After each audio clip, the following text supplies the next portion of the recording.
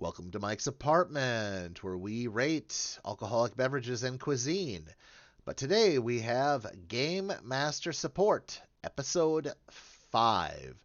This is where we take three questions from Game Masters from throughout the internet. We don't identify the person, we don't identify the question. Well, I mean, who wrote the question? And yeah, We that's what only we do. identify the answer, not the question. Yes, we're very This is Jeopardy. yeah, very answers based, I guess. Yeah. I don't want to do it in a Jeopardy format, but okay. All right. So, we will begin without further ado to the first question. I have them on my phone, so don't think I'm just on the screen Are here. you are you are you on X? Are you Mm, tweeting or Xing? Whatever. What's it called now? No, I don't have an account for that. Me neither. Not my style. All right. So, I think one of my players is using my campaign to rehearse real world behavior, and I don't like what he's practicing.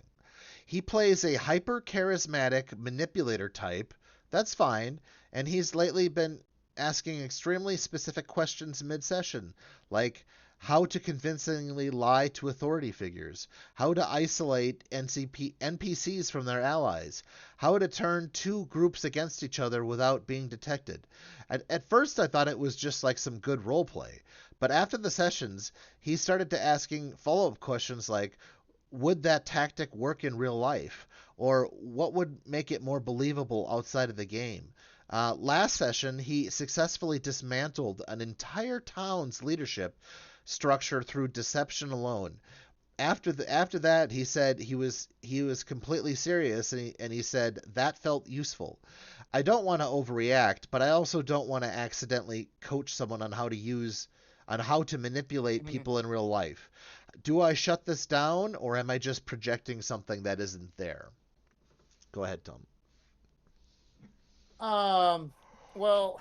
Okay. Now, Mike and I did not discuss these questions I know. beforehand, so And I've kind of only like the last one. I've only seen him like within the last 5 minutes too. I don't Oh, actually okay. know. Yeah, I'm not that familiar. So this reminded me of some instances where it's like Stephen King. He wrote a book. Crap, what was it called? I think it was his second book he wrote under the name Richard Bachman. The one about the kid that went in, did the school shooting, and then that book was found in the locker of the kid that went in and did the school shooting for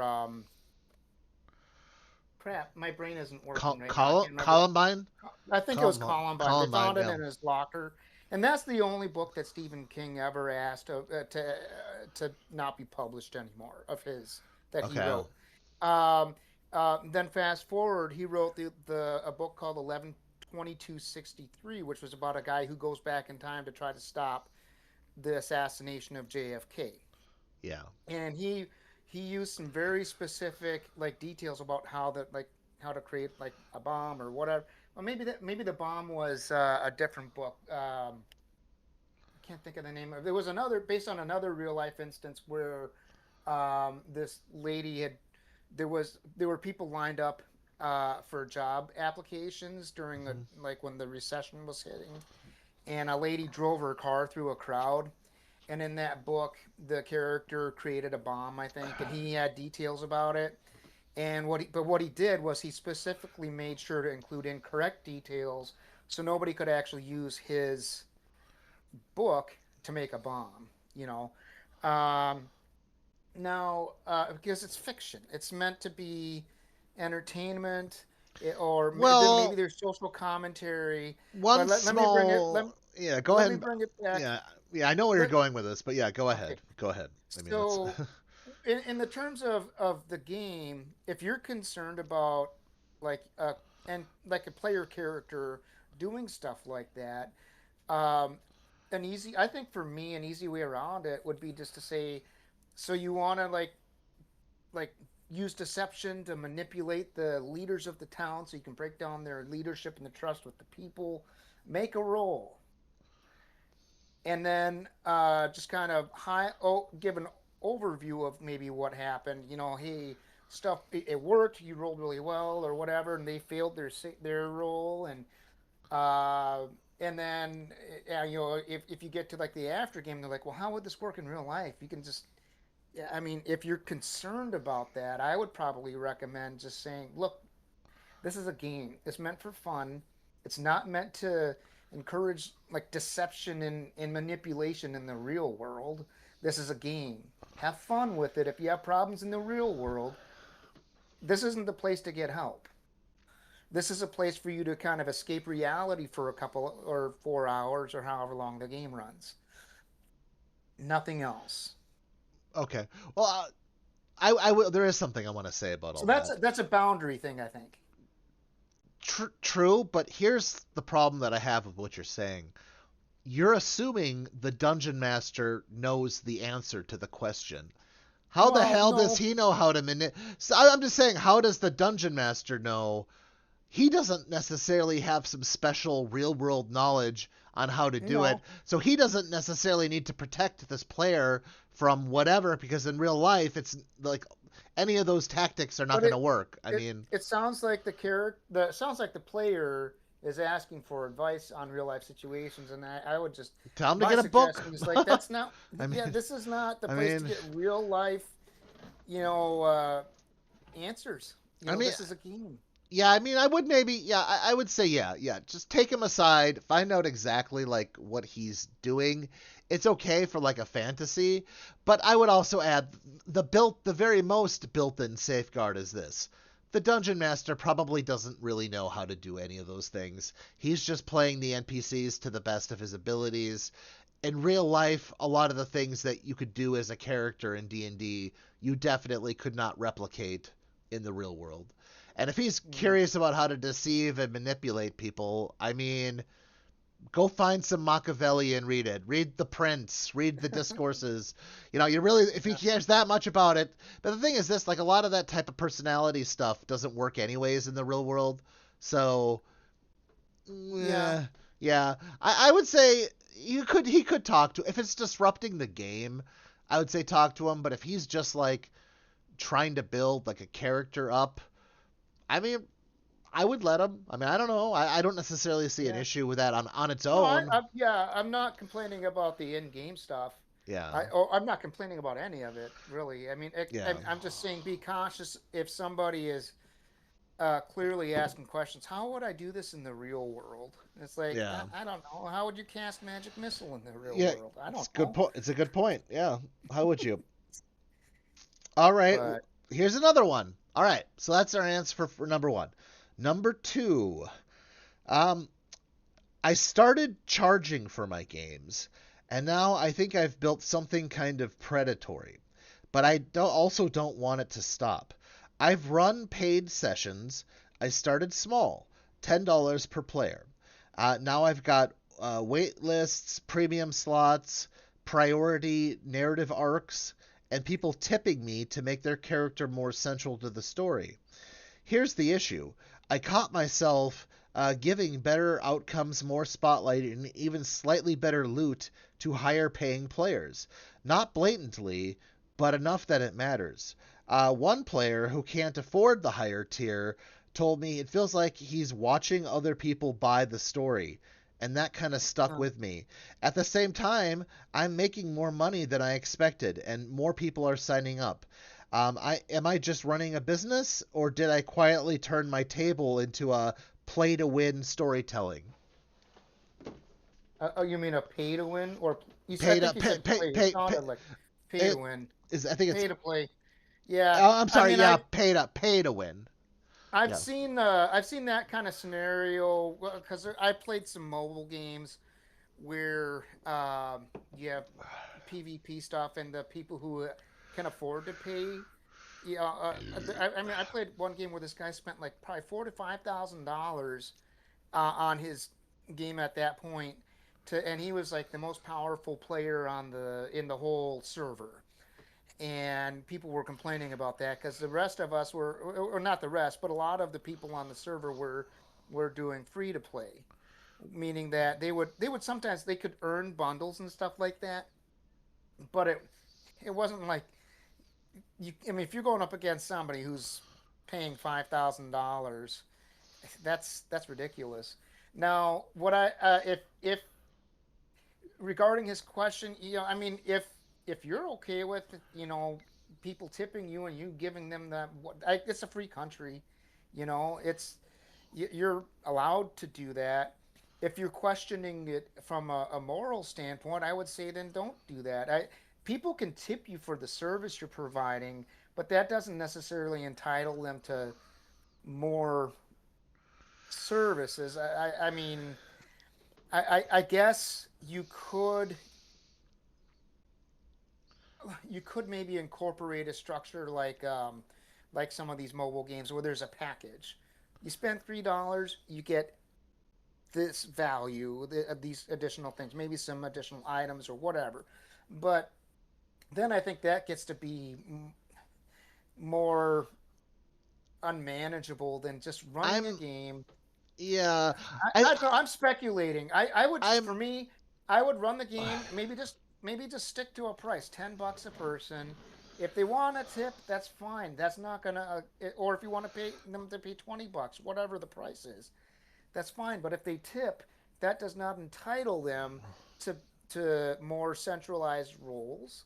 You could gear like a story arc towards a certain character, and just but make sure that everybody knows you're going to do that for everybody, and that it's just this person's turn right now, and that wasn't anything to do with money. It was just That's the thing though, because you're not a computer giving out packages, right? no. You're You're a right. human I think being. the package thing might be a bad idea. You're a human being who is biased and incentivized to give certain players more things because they're giving you more money. And that's the problem. I don't have a problem with paid or professional dungeon mastering, well, game, DMing, yeah, whatever. DMing, yeah, game creation, whatever. I don't have a problem with that. But when you start giving extra bonuses to people because they're paying you more, excuse me, you've you've crossed a line. Yeah, You're no longer running a fun game. It's now just how much money can you make, and you know what? Dungeons and Dragons is an art. It's an art form. Storytelling is an art form. It's a craft. It's like mm-hmm. it's something that I have been paid a little bit before to run some games, but I would never, ever, ever, ever, ever, ever in my life give someone an advantage in the game because Because they paid I would more. there wouldn't be some package deal where they get extra stuff. That's ridiculous. I So think you could. Oh no, go ahead. Sorry, I'm interrupting. Go ahead. I would well, my advice to this guy is just stop. You charge Mm-hmm. them what you charge them. Don't open this up. Don't open up Pandora's box here and start whatever. Because eventually, in the end, you're not going to have happy players. Because if they are just Yeah. competing with each other financially, then it just Mm-hmm. becomes who. It's because it's a game of who can spend more money, and you might think you're winning as the DM because you're the one getting all the money, but it's like that can only last for an amount of time. It's not going to be forever. I mean, but go ahead. I I'm I sorry.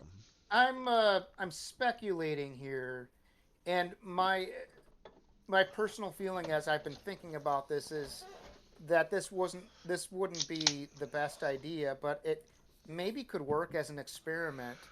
And what I'm thinking is, if you want people to be able to tip for or provide more money for different benefits in game, establish that as part of the game. Include that in the description. It's like, if you join this game, I'm trying something new out here.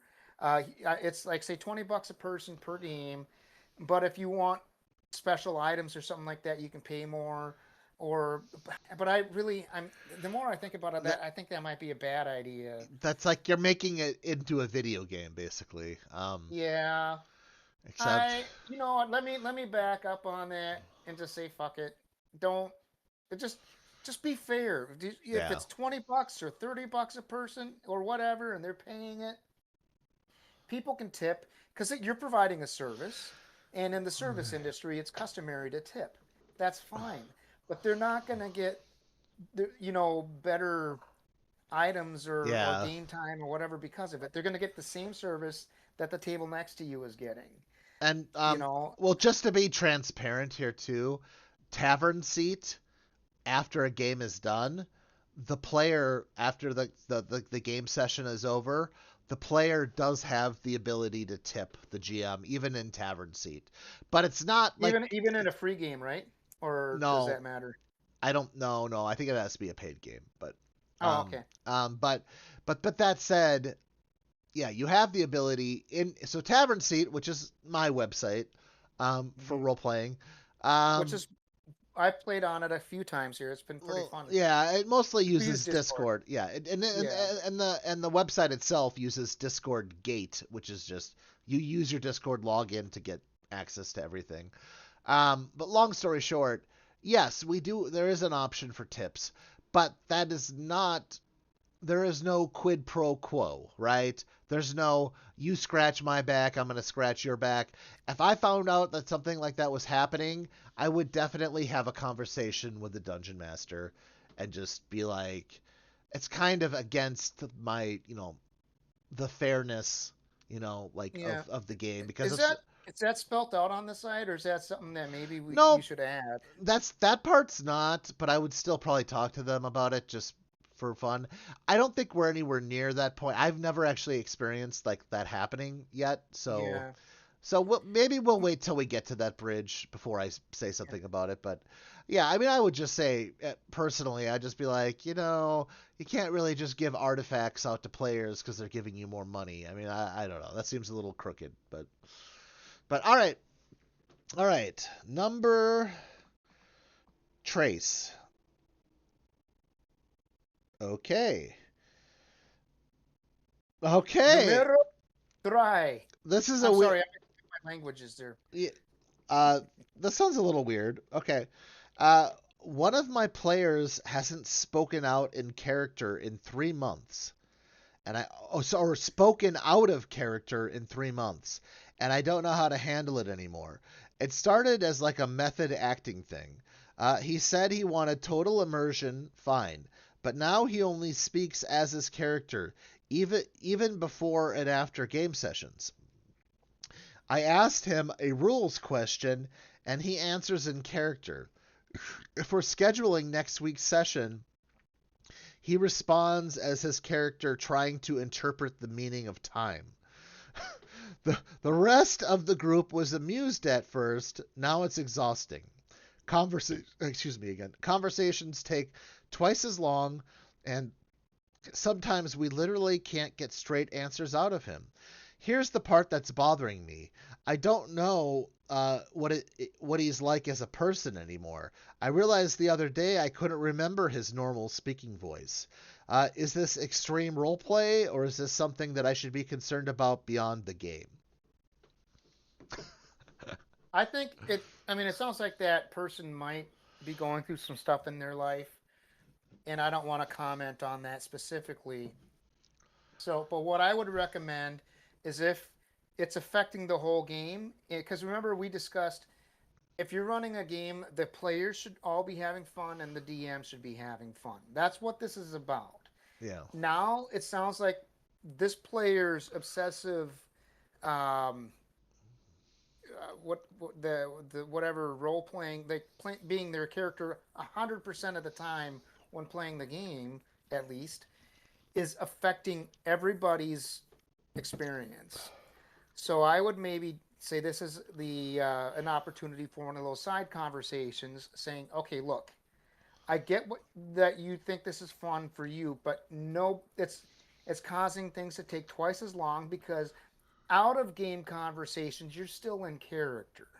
I'm okay with it being in game in character in game, but when we're asking you questions out of game, Yeah. and it's causing us to have the conversation to take twice as long because you're pretending you can't understand the concept of time as we do, then that's I'm sorry. so you need I shouldn't and I laugh. I shouldn't laugh. no, but I That's mean, and if that conversation doesn't work, then maybe a later conversation might be, look, you Maybe. may need to find a new game to play, a new party to play with. No, maybe we need to contact his family and have him put into an institution, a 72-hour hold on his No, how about this, Mike? They do an in-game adventure. intervention. I mean, I'm sorry. I so do not mean to be laughing about people with real mental illness. And I don't No, know. I don't know if well, this and we're guy. not saying this person has a And we mental don't know. We illness. don't know. No, we don't know He about that. might. He might. But He or she, oh, it said he. because they didn't It said identify he. gender or I think it did. I think they said he. non-binary. I Did think it? they said he. Yeah. Um. Okay, Yeah. The, that doesn't mean that's how that person identifies, but whatever. I mean, at this point, this person identifies as a fictional character, so I don't even know that it's. I don't even. We're way past pronouns here, Tom. I mean, You're right. You're right. this is next level. Like I'm a different person. Um. Yeah. I okay. Get this guy some help. I mean, I don't know. Yeah, try to talk to him outside of the game if he continues to act like that. Maybe reach out to a family member or another friend or someone who can do whatever and see what's going on because this is probably outside of the scope of what a dungeon master can help with and fix. If the guy's completely refusing to talk as a human being, like as the player, like like meta. As the real person. Yeah, if he can't do that, there's probably a larger issue going on, and that Yeah. the guy needs help. I mean, that's the he's living in a fantasy world where I don't know. That said, I've seen some really good role players before who don't speak out of turn as much as possible. However, if it is an actual like thing, they generally speaking will return to the player's voice. They're not that much into it, but ah, It's interesting. I haven't played with a whole lot of characters that are able to really like do like character voices and stuff like that, like voice acting and stuff like sure. that, impersonations or whatever. But excuse me. All right. Well, that's episode 5. You have anything else you want to say or do or anything else before we take Yeah, our next the one? game is meant to be fun, and I think that's kind of become my core mantra in these episodes is if you're not having fun, identify what the issue is and address it. Yeah. And I mean, um a lack of communication is only going to make it worse. So be honest with yourself, be honest with other players, and the DM, or as the DM, be honest with your players. Um, if you're a player and you were playing in a game with like this guy or whatever, and you were being annoyed by it, maybe just say something aside, not in front of the group. Don't wait until you're like just lose your shit in the middle of a combat and say, "What the fuck, dude?" We've seen that happen. Yeah, I think you and I have both seen that happen. on plenty of occasions, not just the Yeah. FFS email, but Oh man, so many that times. Yeah. yeah, I remember a game with a buddy of ours. His name is Common, Corey. He was the DM, and his wife at the time just said, the whole party was in combat, and she let off a spell that basically was like a fireball on everybody, including like the kind of like Braveheart. What about our soldiers? They're still in there. Fuck them. It's like, This it'll hit theirs as well. And yeah, we have reserves. yeah. So I mean, geez, yeah. So excuse me, but yeah, I mean, if you're not having fun, say something. Yeah. I would say be respectful about it. Maybe say it aside. Maybe I would say a personal conversation would be better than an email or a text Sure. Because that because allows a lot of instantaneous. communication Yeah. is lost in Yeah. written format. Yeah. But alrighty. Well, we'll call that it for right now. For Game Master Support.